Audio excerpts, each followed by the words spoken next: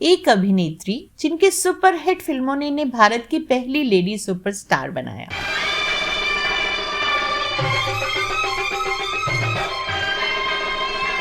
बाल कलाकार के रूप में इन्होंने फिल्मों में कदम रखा और बड़ी होने पर इतनी बड़ी बड़ी सफलताएं इन्हें मिली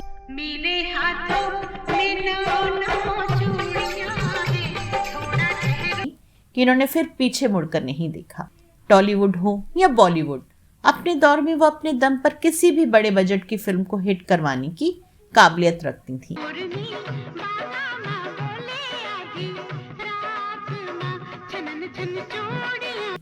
लेकिन क्या आप जानते हैं कि इस अभिनेत्री को उनकी कमाई पर जिंदा रहने वाली उनकी मां ने ही शराब का आदी बना डाला था।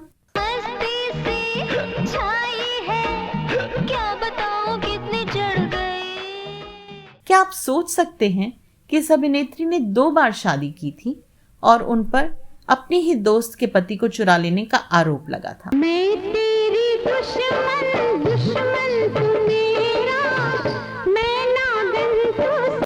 कौन थी वो अदाकारा और कैसे साउथ से लेकर नॉर्थ तक में फिल्मी सितारों के साथ उनकी जोड़ियां बनी रही चर्चा का मुद्दा। रंग भरे बादल से, तेरे नैनों के काजल से, मैंने इस दिल पे।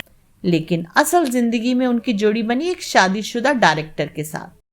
कौन सी थी वो बॉलीवुड फिल्म जिसमें उन्होंने देश के सबसे लोकप्रिय सुपरस्टार रजनीकांत को भी बना दिया था बेकार।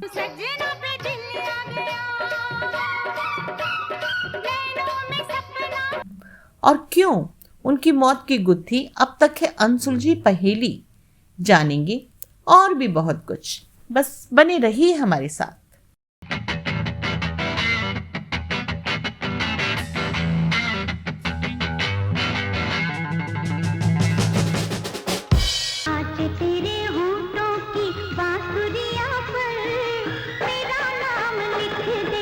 दोस्तों, आप देख रहे हैं बॉलीवुड इतिहास और मैं हूं आपकी होस्ट सुषमा मिश्रा। अब तक तो आप समझ ही गए होंगे कि हम चर्चा कर रहे हैं भारतीय फिल्म जगत की अब तक की सबसे लोकप्रिय अभिनेत्री श्रीदेवी की। कभी मैं कहूं, कभी तुम कहो,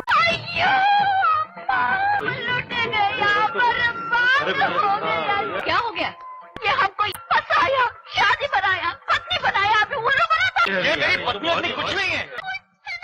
जी हाँ, करोड़ों दिलों पर बिजली गिराने वाली इस अभिनेत्री का फिल्मी करियर 5 दशकों तक फैला रहा और आज तक उनके जितनी लोकप्रिय किसी भारतीय फिल्म अभिनेत्री को नहीं मिली है। पहले ये बता, ये ऑटोग्राफी है क्या भला? 10 खत। कौन सा खत? खत नहीं, 10 खत का मतलब है सिग्नेचर, साइन, साइन, साइन होना चाहिए। अरे फुटे, मैं भूख। लेकिन इस अभिनेत्री का बैकग्राउंड कहीं से भी फिल्मी नहीं था। 13 अगस्त 1963 को तमिलनाडु के शिवकाशी में जन्मी श्री अम्मा यंगर अयप्पन नाम की इस बच्ची के पिता तमिल थे, जबकि मां तिरुपति से थी जो आंध्र प्रदेश में है। पिता अयप्पन यंगर पेशे से वकील थे, जबकि मां राजेश्वरी यंगर एक घरेलू महिला थी। किस्मत की ऐसी बाजी पलटी कि 4 साल की उम्र से ही श्री फिल्मों में काम करने लगी। उनकी पहली फिल्म थी 1967 में तमिल भाषा में आई कंधन करुणाई, जिसमें उन्होंने मुरुगन देवता की भूमिका निभाई थी। फिल्म के मुख्य कलाकार थे शिवाजी गणेशन और जयललिता।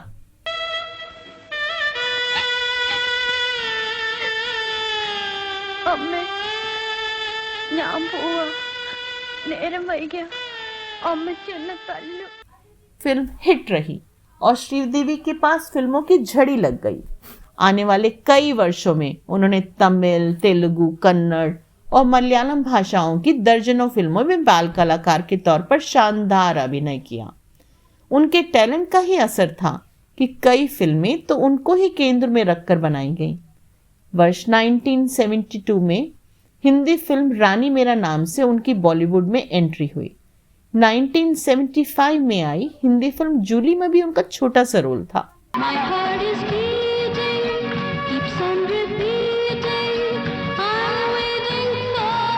13 साल की उम्र में तमिल फिल्म मुंदुरु मुदीचू में उन्होंने अपने से 13 साल बड़े रजनीकांत की सौतेली मां की भूमिका निभाकर सबको चौंका दिया था। वर्ष 1976 में रिलीज हुई इस फिल्म में कमल हासन भी थे। साउथ में उनकी जोड़ी कमल हासन के साथ खासी लोकप्रिय हुई। கடந்த கால வாழ்க்கையை பத்தி அப்பா கிட்ட சொல்லுங்க. ஏற்கனவே நீ ஒருத்தனை காதலிச்சது तप्पू नहीं। श्रीदेवी फिल्मों में काम करके अपने परिवार का खर्च उठा रही थीं, लेकिन जब वो शूटिंग से वापस लौटती थीं तो थकान से चूर रहती थीं। कहते हैं उनके नींद में कहराने से परिवार वालों को डिस्टर्बेंस होती थी, जिससे छुटकारा पाने के लिए उनकी माँ उन्हें शराब पिलाने लगी। बाद में श्रीदेवी को शराब पीने की लत लग गई। बतौर हीरोइन श्रीदेवी का बॉलीवुड में सफर शुरू हुआ था 1979 में आई फिल्म 16वां सावन से, जब वो वास्तव में ही 16 साल की हो गई थी। अमोल पालेकर के साथ बनी उनकी इस फिल्म का निर्देशन कन्नड़ फिल्मों के मशहूर निर्देशक भारती राजा ने किया था, लेकिन ये फिल्म कुछ खास नहीं चली और श्रीदेवी वापस दक्षिण भारतीय फिल्मों में व्यस्त हो गईं। लंगूर कहीं का बर्बादी ना पतंग। ओहो।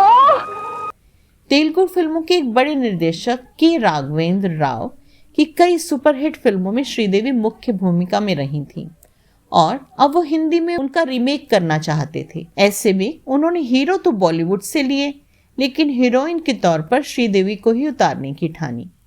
1983 में उनकी फिल्म आई हिम्मत वाला। यह फिल्म 1981 में आई तेलुगु फिल्म उडुकी मुनागाडु की हिंदी रीमेक थी। खास बात यह थी कि ओरिजिनल तेलुगु वर्जन में हीरोइन जयप्रदा थी, लेकिन हिंदी में राघवेंद्र राव ने श्रीदेवी को उतारा। हिटलर की औलाद दुनिया भर का नुकसान खुद करती है और तुम्हारे किए का जुर्माना ये भरेगी। हाथ छोड़कर तमीज से बात करो, ये हमारा गांव है, यहाँ जो हमारे जीने। बॉलीवुड में पहली बार भव्य सेट से सजी इस फिल्म में श्रीदेवी के जोरदार नृत्य ने उनकी ऐसी ग्लैमरस छवि बनाई कि दर्शक मंत्रमुग्ध से रह गए। फिल्म सुपर हिट रही और श्री का जलवा ऐसा बिखरा कि उनके पास ऑफर्स की झड़ी लग गई।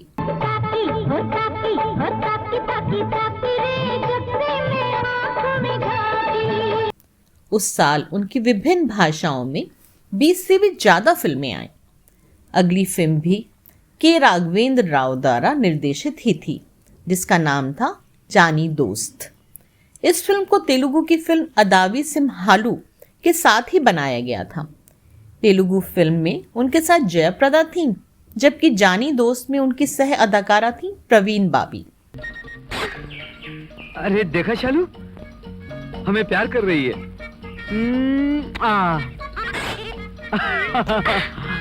अरे दोस्ती का हाथ बढ़ा रही है, तुम भी हाथ मिलाओ। 1983 में ही के राघवेंद्र राव ने अपनी एक और तेलुगु फिल्म का रीमेक किया, जिसका नाम था जस्टिस चौधरी।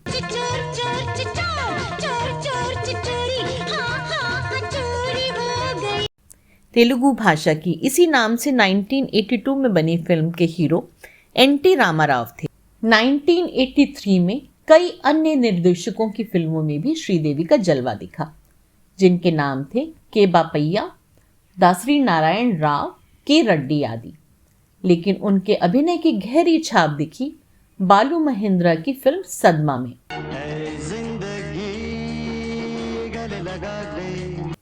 हालांकि यह फिल्म भी एक तमिल फिल्म मूदरम पिराई का रीमेक थी, लेकिन टॉलीवुड और बॉलीवुड दोनों ही फिल्म इंडस्ट्री में उनके अभिनय की धूम मच गई।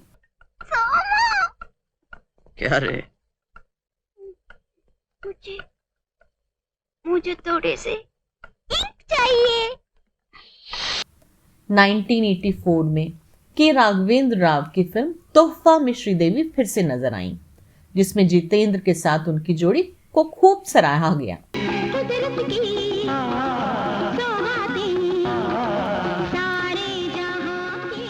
बहरहाल उनकी फिल्मों की फहरिस्त बहुत लंबी है। उन्होंने उस दौर के लगभग सभी बड़े फिल्मी सितारों के साथ अपनी जोड़ी बनाई, जिसमें राजेश खन्ना, अमिताभ बच्चन, ऋषि कपूर, मिथुन चक्रवर्ती, अनिल कपूर, सनी देओल, सलमान खान और शाहरुख खान जैसे दिग्गज भी शामिल थे।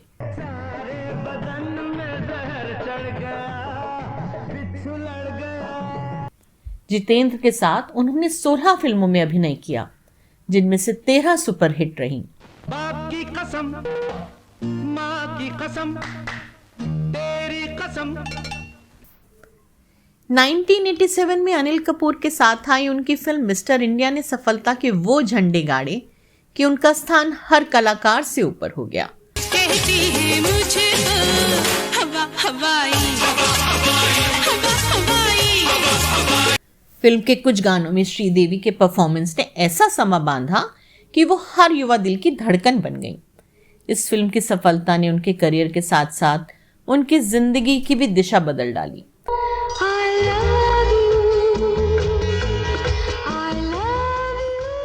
वर्ष 1989 में श्रीदेवी की 2 फिल्में सुर्खियों में रहीं। पहली फिल्म रही यशराज बैनर की चांदनी।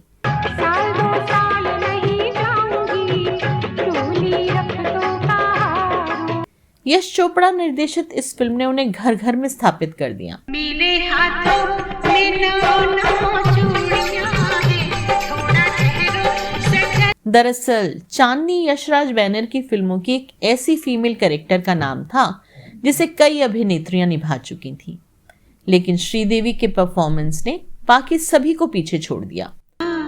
मैं तुझ में अपनी जान रख दूं, हाँ मेरी जान, मैं तुझ में। 1989 में बेहद चर्चित हुई उनकी दूसरी ब्लॉकबस्टर फिल्म थी हरमेश मल्होत्रा की चालबाज।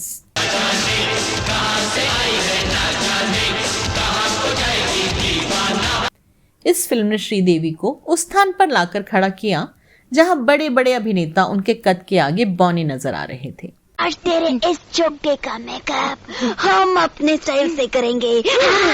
फिल्म में रजनीकांत और सनी देओल जैसे हीरो भी थे। नजर उतरने का दिल कर रहा है मेरा। अब जरा हंस के दिखा, हंसो, प्यार से हंसो, ओके हंसो। लेकिन समीक्षकों का कहना था कि दोनों नहीं भी होते तो भी फिल्म की लोकप्रियता पर कोई खास असर नहीं पड़ता। आज तक मेरे हाथों में चूड़ियां थी और तेरे हाथों में चाबुक। आज मैंने ये चूड़ियां उतार फेंकी हैं। अब ये चूड़ियां तेरे हाथों में होंगी और ये चाबुक मेरे हाथों में। 1991 में यश चोपड़ा ने अपनी अगली फिल्म लम्हे में श्रीदेवी को बतौर हीरोइन दोबारा आजमाया। कभी मैं सुनूं, कभी तुम सुनो। नतीजा यह निकला कि फिल्म एक बार फिर ब्लॉकबस्टर साबित हुई।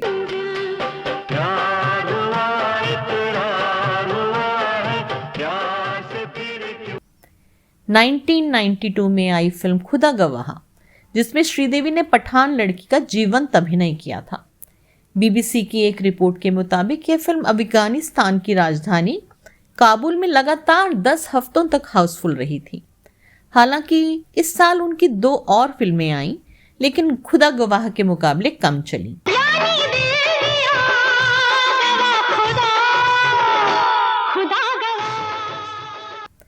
अगले साल यानी 1993 में उन्होंने कपूर फैमिली के साथ एक बड़े बजट की फिल्म की जिसका नाम था रूप की रानी चोरों का राजा। सतीश कौशिक द्वारा निर्देशित की गई इस फिल्म में उनके हीरो थे अनिल कपूर और इसे प्रोड्यूस किया था बोनी कपूर ने। कहते हैं फिल्म ने अच्छा कारोबार नहीं किया और बोनी कपूर भारी कर्जे में दब गए। इसी दौरान श्रीदेवी ने उन्हें इमोशनल सपोर्ट दिया और दोनों एक दूसरे के काफी करीब आ गए और इसके फौरन बाद श्रीदेवी ने बोनी कपूर के साथ शादी कर ली।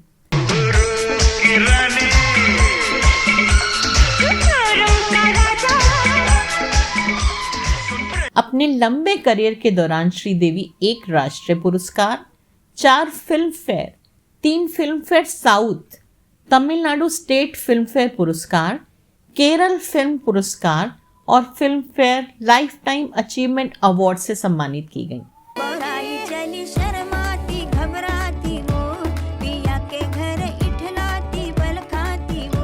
इसके अलावा वर्ष 2013 में उन्हें पद्मश्री पुरस्कार से भी नवाजा गया था। अब बात श्रीदेवी से जुड़े उस रहस्य की जिस पर से पर्दा अब तक नहीं हट पाया है। ये रहस्य है 7 समंदर पार हुई उनकी मृत्यु का। फरवरी 2018 में एक पारिवारिक शादी में हिस्सा लेने वह यूएई गई। शादी थी अनिल कपूर व बोनी कपूर के बहनोई संदीप मारवा के बेटे मोहित मारवा की। इसके बाद बोनी कपूर तो लखनऊ में फिल्म प्रमोशन संबंधित एक बैठक में हिस्सा लेने भारत आ गए, लेकिन श्रीदेवी रसेल खेमा से यूएई की राजधानी दुबई में आकर रुक गईं। कहा जाता है कि श्रीदेवी दुबई में अपनी बहन से मिलने और बेटी जानवी के लिए शॉपिंग करने के लिए भी रुक गई थी। कहा यह भी गया कि श्रीदेवी एक बिजनेस चलाना चाह रही थी, जिसके लिए उन्हें दुबई में कुछ मीटिंग्स करनी थी। वो दुबई के एमिरेट्स टावर के होटल जुमेरा में कमरा नंबर 2201 में ठहरी थी। होटल के इसी कमरे में 24 फरवरी की रात उनकी मौत हो गई। आखिर क्या हुआ था श्रीदेवी की मौत की रात? क्या वही कहानी सच है जो मीडिया ने छापा है? क्या बोनी कपूर ने जो कुछ कहा वही सच है? मुंबई के एक फिल्म मेकर ने भारत के सुप्रीम कोर्ट में एक याचिका दायर कर यह भी दावा किया कि श्रीदेवी का एक ऐसा बीमा हो रखा था जिसके मुताबिक उनके संबंधियों को उसका भारी भरकम मुआवजा तभी मिल सकता है जब उसकी मौत यूएई में ही हो। याचिकाकर्ता के मुताबिक यह रकम 240 करोड़ की थी। कई साल बीतने के बाद भी श्रीदेवी की मौत एक रहस्य है, लेकिन उनकी यादें भारतीय फिल्म दर्शकों के दिलों में हमेशा जीवंत रहेंगी। तो दोस्तों, ये कहानी आपको कैसी लगी हमें अवश्य बताइएगा। अगर आपके पास श्रीदेवी से जुड़ी कोई और जानकारी हो तो वह भी कमेंट बॉक्स में बताइएगा। अब दीजिए अपनी दोस्त और होस्ट सुषमा मिश्रा को इजाज़त। नमस्कार, शब बखैर।